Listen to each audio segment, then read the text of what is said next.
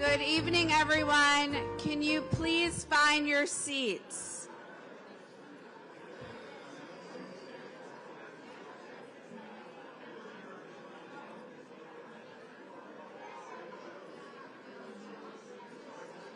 Good evening. The program will begin shortly, so if everyone could please find their seats.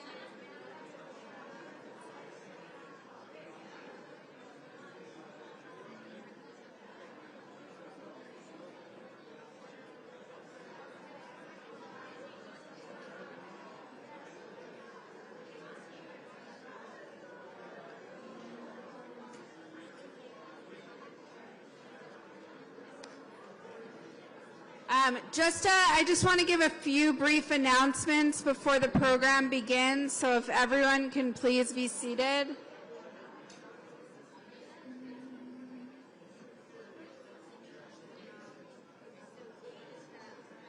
Yeah, that's why I'm trying to get them to sit so I can...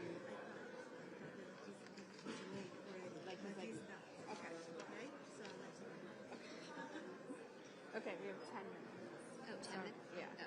Well, they thought he was like... On his way. Yeah, like literally here, but he's not quite here yet. So we have 10 minutes. 10 full minutes?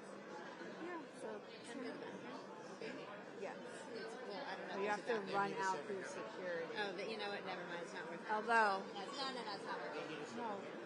Ask Dana. No, it's okay. Donna says you can. If Donna says you can, you can. I'm going to make...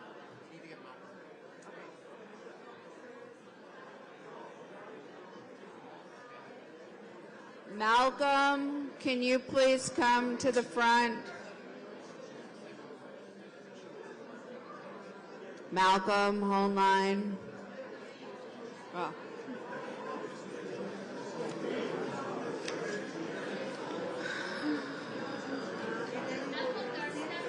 So Betsy will come here and introduce us. Exactly. They'll be here in 10 minutes. So what do you want? I just wanted to Okay.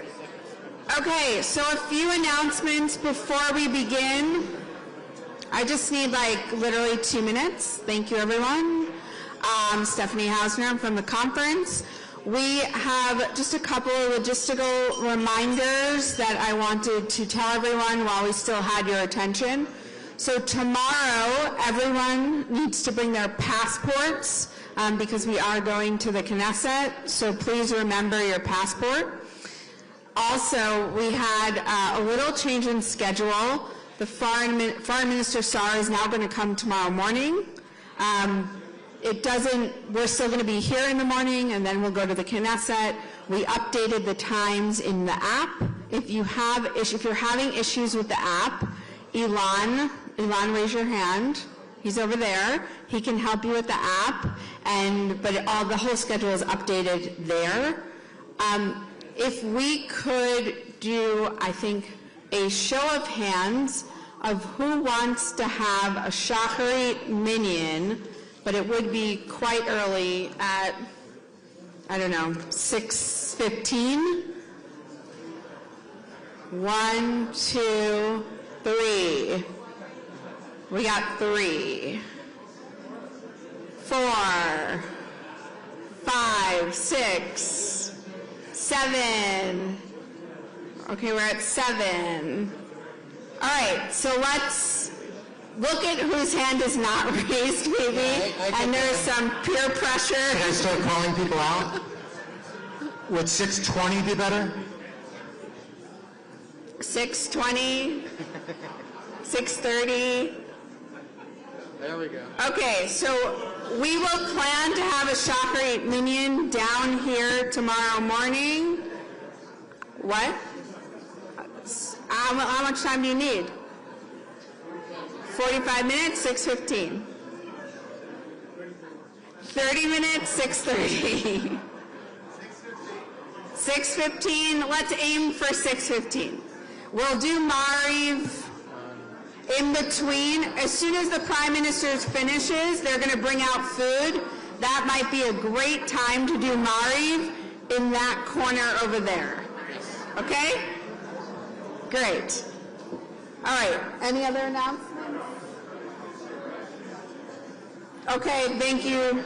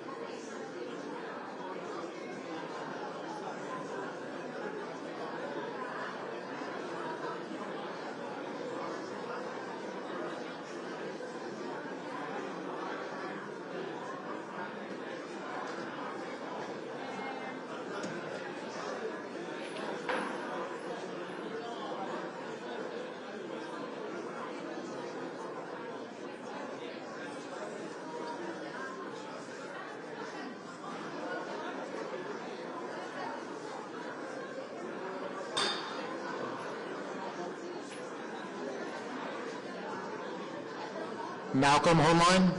Malcolm, can you come up front? Can I put this down so I can actually read it? Yes. But don't close that because I think it messes up that. But you'll be the first person in, so you'll be fine. Oh, just like that. Okay.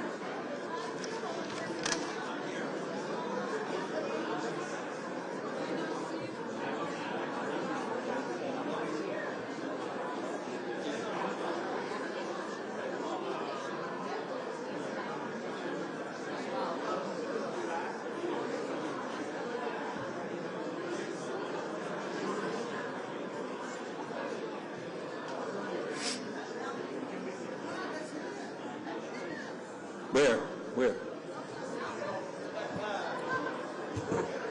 He's still alive. Thank you. I'll take that.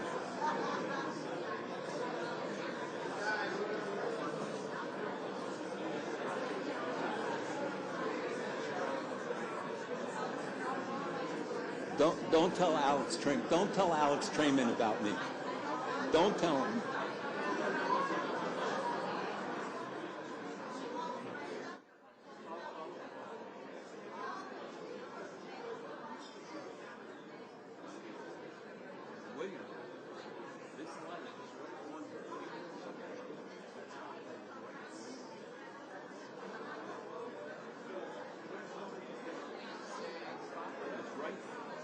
Stand here, you're blinded. Look, it's right on here.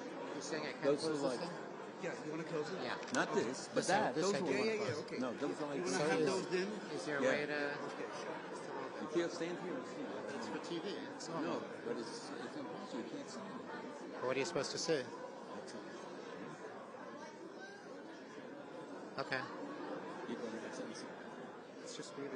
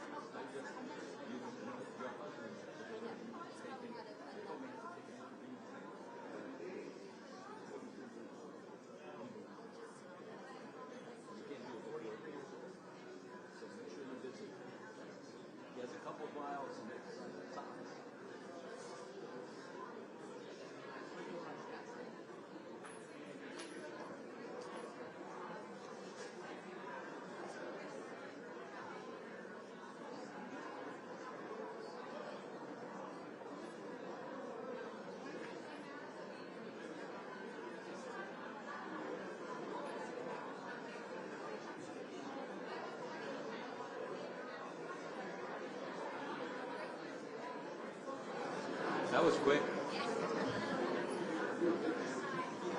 Is it something you said?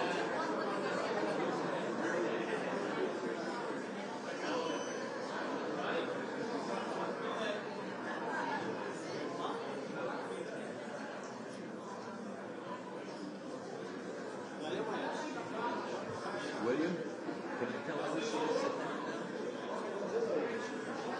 It's a minute of one.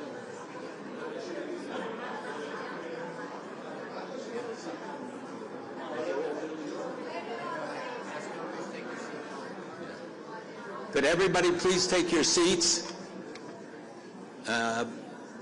In a minute, we will have a special guest arriving, so they want everybody to be at their seats, and of course, stand up when he comes. So don't take your seat, just be there.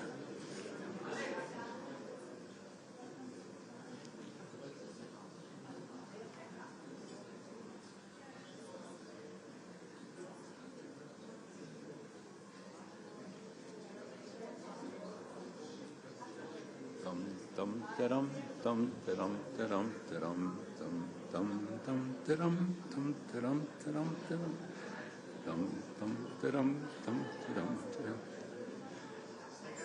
dum dum dum dum. They don't know the words. I actually thought of it, but me and him.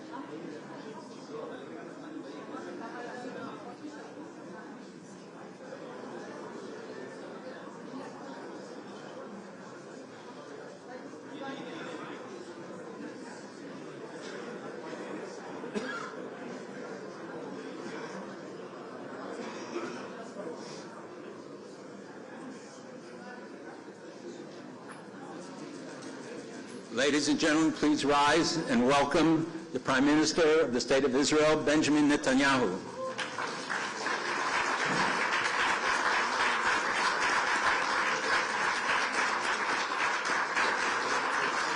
I haven't seen you in a while. I tried, but I wanted to meet you.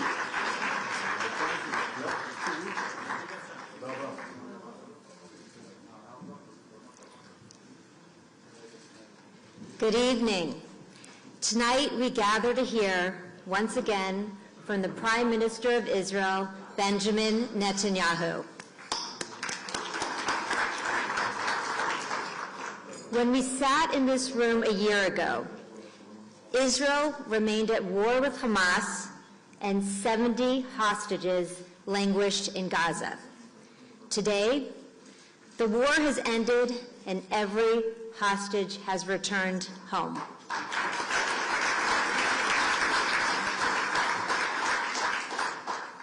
Mr. Prime Minister, we thank you for your determined leadership during these very painful months and for your unwavering commitment to bringing every hostage home.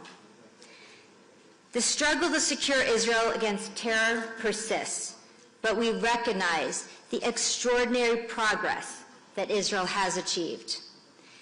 We now look forward to hearing your vision for the next chapter in Israel's story. We convene here for the historic 51st Annual Conference of Presidents National Leadership Mission in Israel, in Jerusalem, the eternal capital of the Jewish people. We come to demonstrate once again that American Jews stand shoulder to shoulder with the people of Israel. The Jewish people are one. Mr. Prime Minister, your presence this evening reflects the enduring bond between Israel and American Jewry. You continue a tradition that stretches back to the earliest days of the Conference of Presidents. Every Prime Minister since Levi Eshkol has addressed this mission. And we are so grateful, and we know how busy you are, that you are upholding that legacy and returning to the United States in time to address us. Thank you very much. Ladies and gentlemen, please join me in welcoming the Prime Minister of the State of Israel, Benjamin Netanyahu.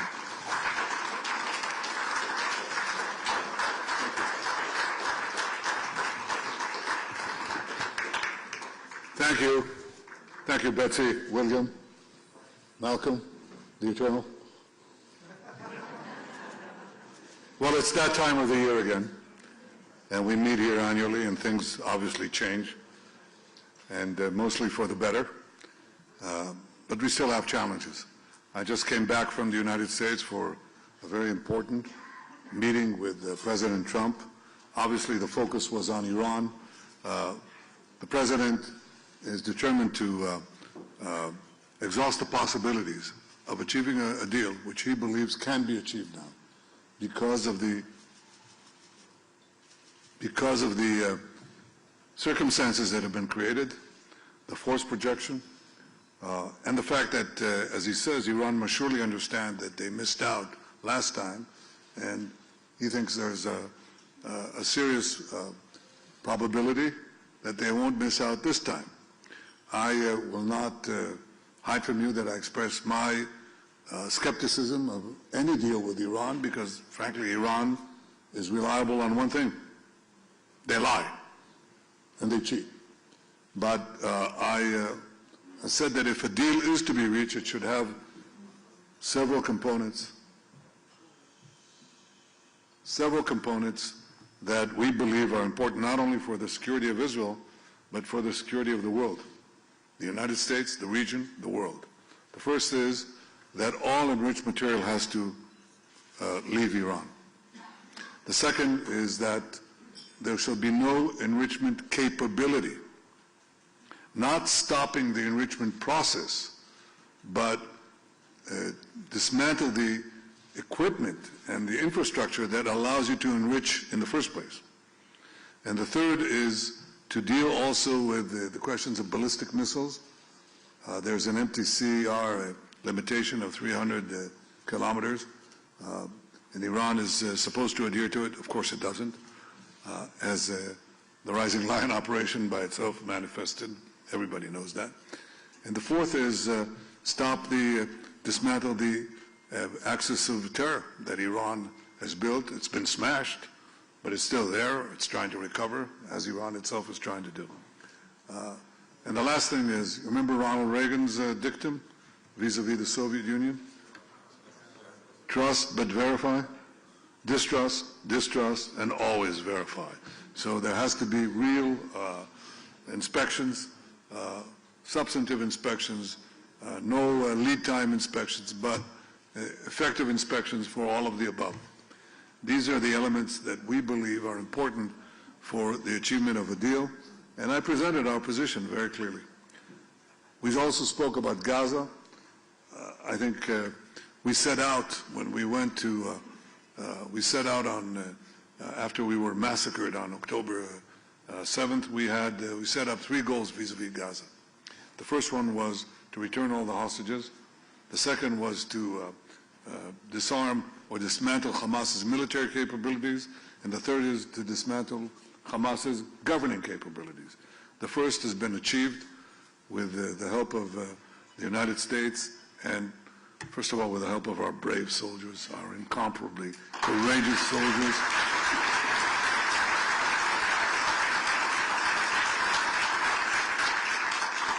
The support that we got from President Trump and his team, the support we got from you and so many around the world, and the decisions that we made not to cower and not to submit to the pressures that were put on us from outside and from inside.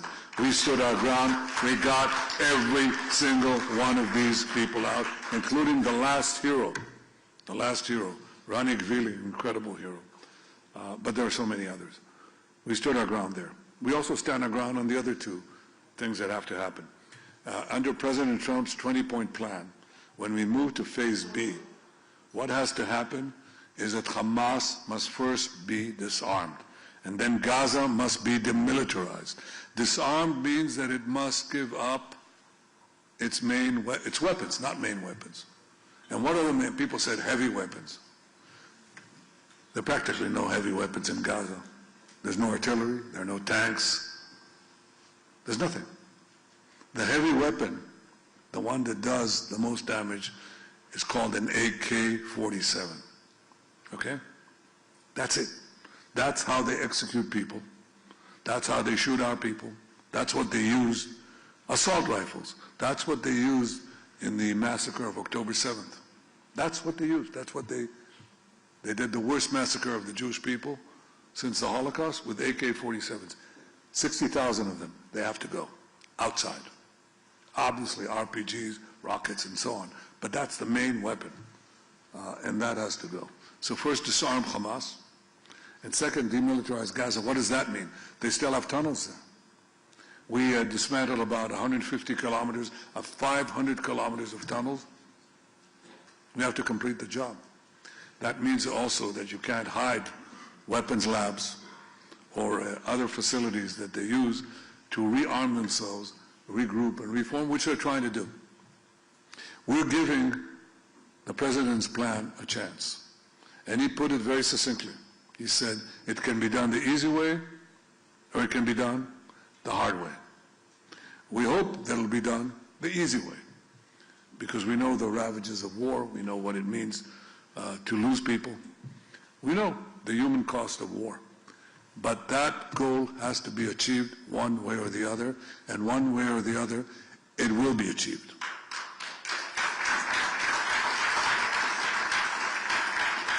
In the meantime, when there's a ceasefire, it doesn't mean that we can't do anything.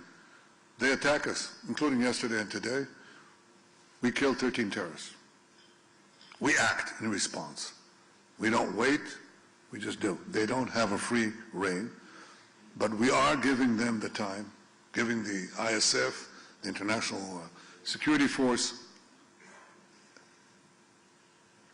and the President's Board of Peace and the various groups, various bodies that are under it, giving them the opportunity to try to do it the easy way.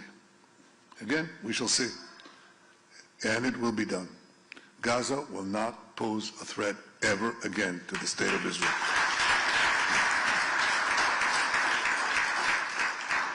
Now, obviously, we have other fronts.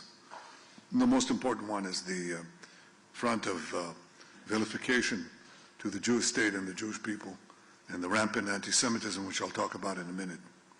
But I want to bring to your attention what is happening, because you will not know it if you turn on the television stations and so on. Depends which, of course.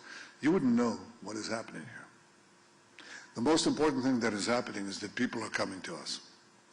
Nations are coming to us. Companies are coming to us. Enormous economic powers are coming to us. Israel has been ranked by The Economist, not a particular fan of me or the State of Israel in recent years, but it ranked the Israeli economy among the 3 most vibrant economies in the world, just now. Now, this comes after 2 years of war. 2 years. It's our longest war. It's even longer than the War of Independence. 2 years of being savaged in the international media and so on, in the UN and all these associated bodies. Our economy is growing rapidly. Our stock market is at an all-time high. The shekel versus the dollar is at almost at a 30-year high. Inflation is going down. There's very little of it. Interest rates have gone down. Not enough. More. But it's at 4% now. It'll go down further. And the investments in Israel are huge. Now, why is that happening? 1, because we run the economy responsibly. We know how to do that. 2, because we have the war showed the prowess of Israel, the enormous capacities here, the high-tech, deep-tech capabilities that astonish the world. That is not only in the military field. It has immediate consequences in the civilian field, and people understand it. So they come here. Now, as said, countries come here. Chancellor of Germany was here at his initiative. We'd like to talk to you about our defense industry, in which they want to invest a very, very large amount of money. Who's coming here next week?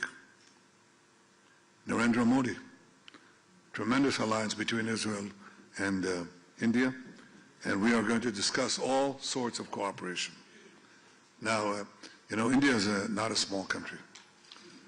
It has 1.5 billion people.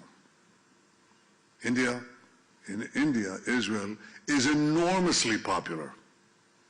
Enormously popular. Did you know that? Yeah, you do. Good. I'm glad you know it. But I want all of you to know it. And there are other countries that are coming to us, one after the other. There's been a change, as you know, in Latin America. You know it. The first one, obviously, is the constancy of some of our friends. Argentina, among them, a tremendous friend, and deserves tremendous applause. Milei. But there are others. There's Ecuador and Paraguay and Bolivia and so on. I think there are about 7 countries right now, and I'm remiss in not calling their names, but the number is growing all the time. Chile. Any more? No, come on, tell me. What? Panama, thank you. Others? Honduras, yes.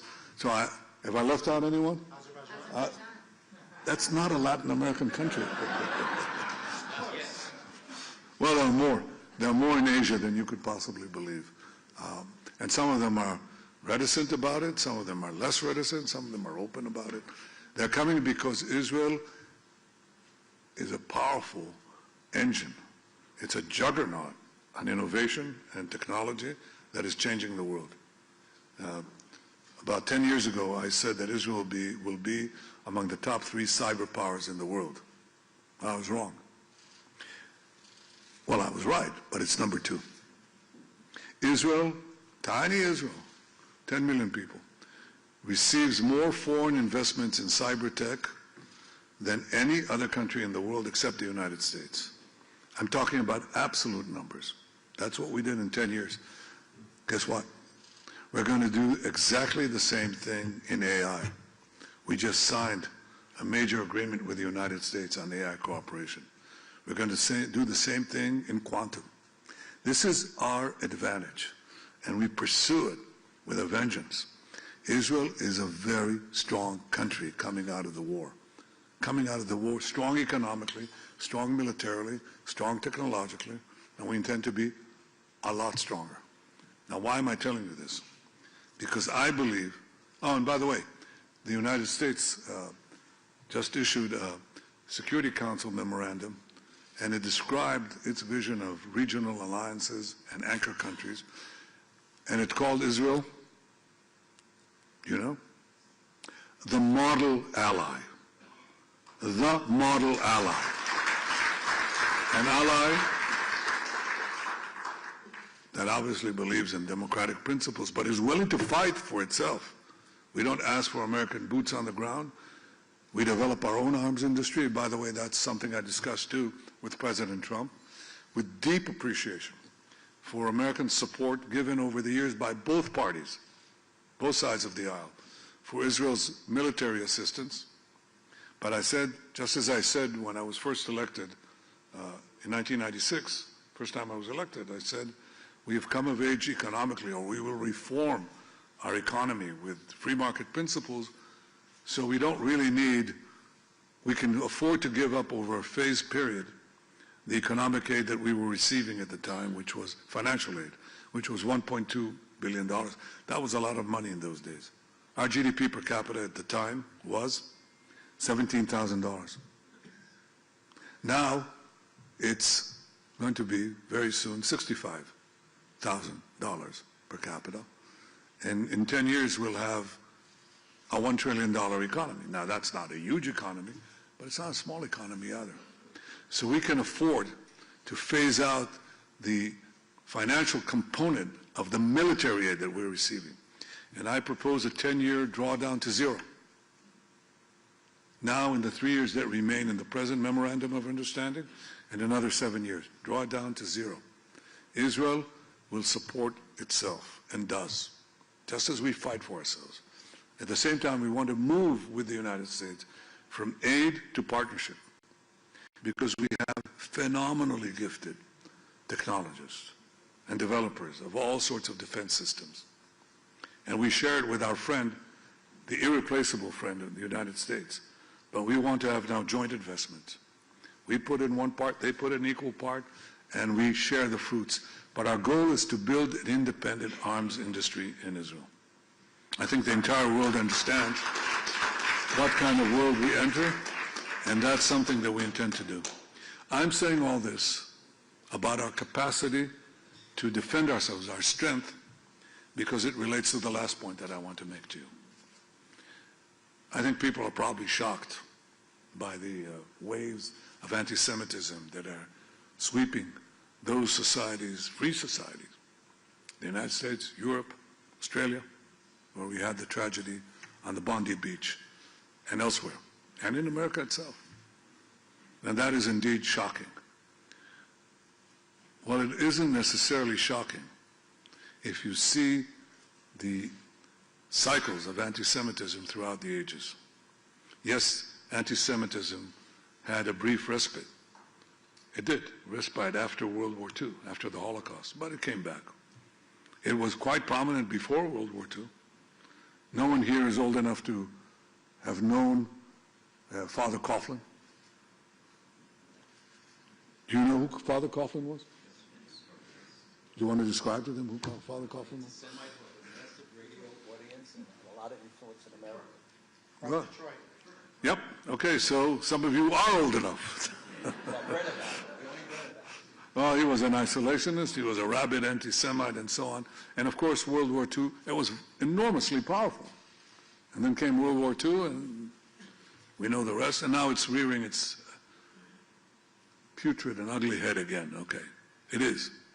But if you look at the course of Jewish history, then what you see is that this was a fairly constant phenomenon. I mean, once we had lost our land, once we were scattered among the nations, we were ready prey. We were ready prey. And eventually, when there was societal change, the Jews always were blamed.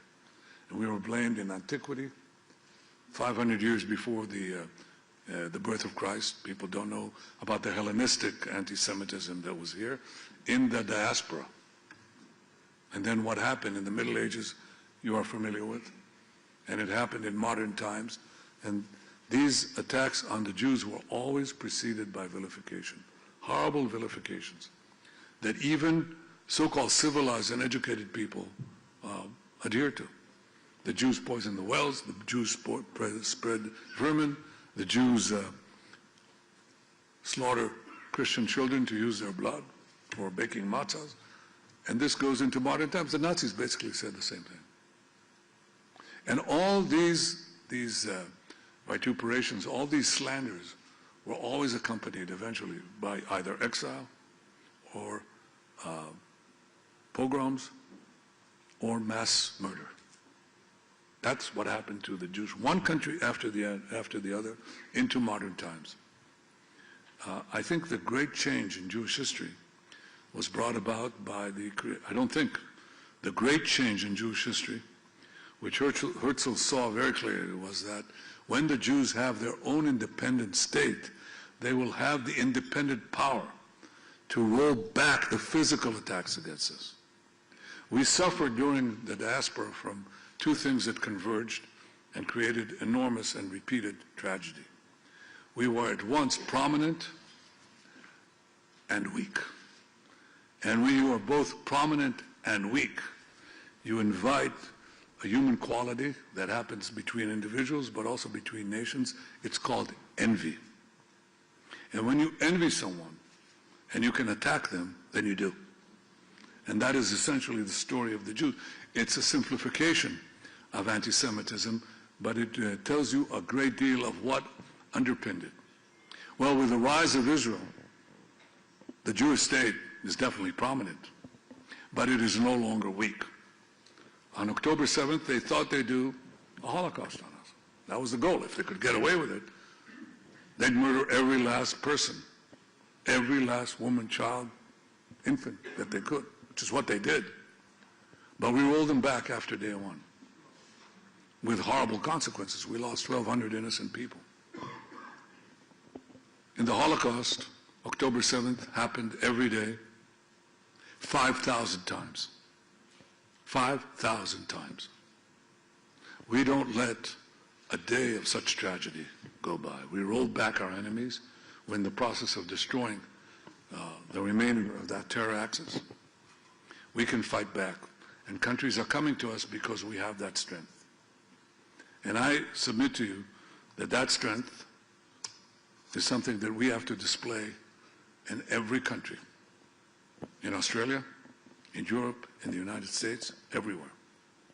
I say to you in front of these vilifications, do not cower. Do not bend. Do not bow your head. Fight back, because people respect those who respect themselves.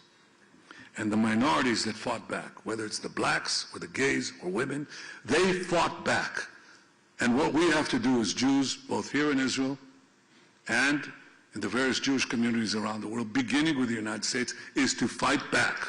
Silence will not help. Looking askance will not help. Fight back.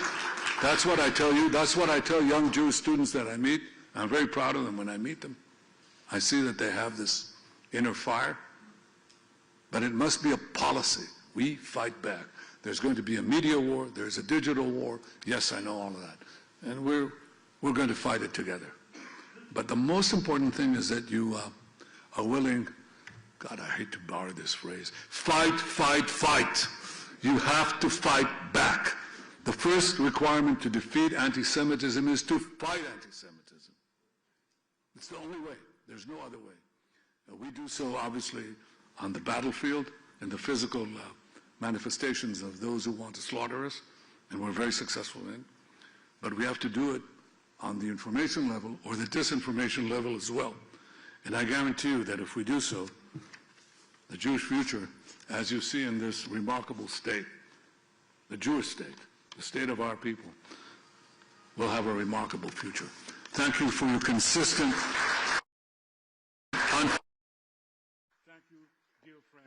and we'll see you next year in Jerusalem. Thank you very much.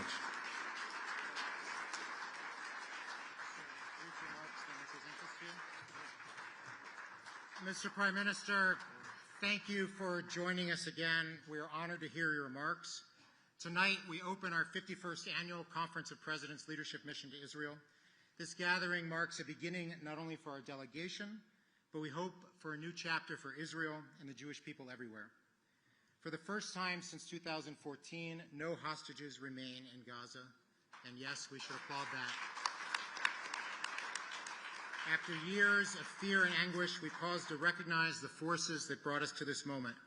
The courage and sacrifice of the brave men and women of the IDF, and the deep strategic and moral bond between Israel and the United States, which you, Mr. Prime Minister, helped to forge. Since October 7th, American Jews and Israelis have felt our hearts beat as one. When Hamas attacked Israel, American Jews absorbed the blow immediately. In the weeks that followed, many allies we expected to hear from fell silent. And the Father Coughlin of our age, Tucker Carlson, gained followers. And Mr. Prime Minister, what stopped Father Coughlin was when the Catholic Church, which had supported him, stood up and stopped him and called him out. And Mr. Prime Minister, today the American conservative movement should do exactly the same as Father Coughlin was done, which is to call out Tucker Carlson and condemn him for the hate that he purveys. We must, as you said, fight, fight, fight. After October 7th, we in the American Jewish community turned towards one another and rediscovered a simple truth. We can count on our fellow Jews. Out of trauma came clarity. We are one people, bound by shared destiny and responsibility and 3,500 years of shared history. This reality clarifies the demand of this hour. Unity between Israeli and American Jewry is essential. Our collaboration and shared strength must deepen, because when one part of the Jewish community comes under attack, all of us feel it. Mr. Prime Minister, we have felt that truth since October 7th. It strengthens our partnership and grounds our hope for what comes next. Mr. Prime Minister, we're thankful for your leadership and your friendship with the American Jewish community and the Conference of Presidents. And along with Malcolm and Betsy and all of us here, we present this sculpture of peace by the noted Jerusalem artists Sharon Binder and Betsy Binder. Very nice. Thank you, sir. Thank you very much. Thank you. Thank you, Betsy. Thank you, Betsy. Thank you very much. Thank you. Can we take a quick photo Yeah, with sure, that right sure. over here? Take it. Let's do it. Oh, yes, and they make peace with the strong, not with the weak.